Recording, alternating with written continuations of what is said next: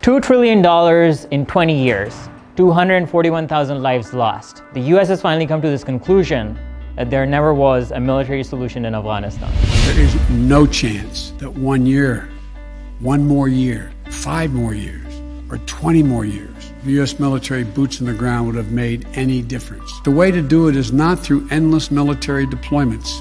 The events we're seeing now are sadly proof that no amount of military force would ever deliver a stable, united, secure Afghanistan. What's happening now could just as easily happen 5 years ago or 15 years in the future. You have to be honest. I cannot and will not ask our troops to fight on endlessly. But what took the US so long?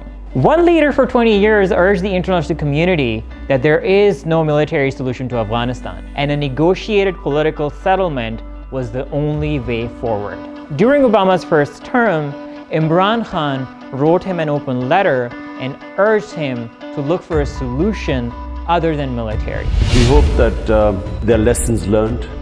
There is no military solution in this part of the world, in Afghanistan. Now, what I hope is that it should be a concerted effort for peace. I personally met Biden and explained to him the futility of what's going on in Afghanistan. It's an unwinnable war.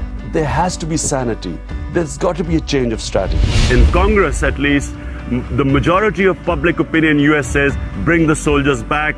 There is no military solution. If there is no military solution in Iraq, how do they think there is a military solution in Afghanistan? Eventually, Afghanistan is going to become a bigger quagmire than Iraq. That was the Prime Minister of Pakistan, Imran Khan, who ever since assuming charge has been advocating for a negotiated political settlement with the Afghan conflict. Here was someone who kept saying that there's never going to be a military solution in Afghanistan. I kept telling Pakistan government whenever I had a chance. I came here in 2008. I spoke to senior Democrats.